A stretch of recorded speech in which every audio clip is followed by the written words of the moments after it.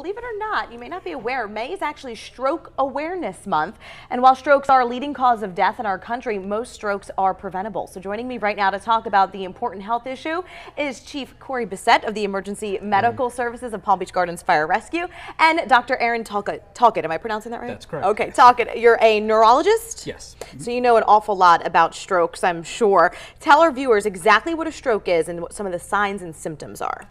Well, what a stroke is when a portion of the brain suddenly loses blood flow or potentially has basically an explosion of blood in a specific area, and that causes specific symptoms like weakness or slurred speech, loss of vision. And the important thing is that it's usually on one side of the body and it's very sudden.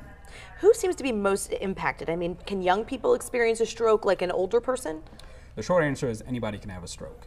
It's typically, as we get older, that's our single biggest risk factor for stroke, but literally you can have strokes as a child, slightly different than adults, but yes, anybody can have a stroke. It's very scary because they can, it seems to me that they can be very, they set on very quickly, or is there something going on underneath that kind of is longer term, we just don't realize it's happening in our bodies?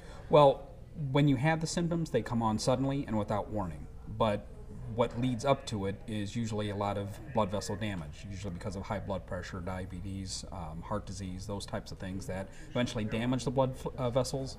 Then eventually you'll have a sudden blockage of flow leading to stroke. Gotcha. Now, Chief, what can we do to best protect ourselves against experiencing a stroke? Well, one of the things we notice in fire rescue is that there's a delay in calling 911. And you have to recognize the signs and symptoms quickly, because every minute that goes by, you could lose potentially up to 2 million brain cells. So recognizing the signs of stroke is very important. And that goes with facial droop, arm drift, slurred speech, and again, time is very important. Time equals brain, and recognizing very quickly and calling 911 fast. Are the signs and symptoms of a stroke ever confused with something else? Is that why people tend to wait? I think there's a little bit of a denial that goes along with that, and yes, some confusion. People might be confused with what's happening, but the best thing is if you feel anything that is not normal, please call 911. And what if I'm sitting with someone at my house and I see some of what I think could be a symptom of a stroke? What should the person in that situation do to help the victim? Absolutely, call 911, get us there quickly. The faster we get there, the faster we can get them to the hospital and get definitive treatment and hopefully reduce the permanent damage. Does CPR do anything for a stroke? CPR not for a stroke. CPR is more for the patient with a no heart rate, cardiac arrest. So stroke is time. Get the patient to the hospital quickly and we'll reduce the risk. And of course, as first responders, even if it's not, turns out not to be a stroke, that's okay. Absolutely. Yeah. We'd rather be safe than sorry, and that's the most important thing. Get them to the hospital fast. And the good thing is, doctor, these days that caring for a stroke patient has come a long way. Is there any new technology out there that you really think could be life-changing? Well, the first and foremost treatment that we have is what's called TPA, which is the clot bust drug. That's been around actually for a long time.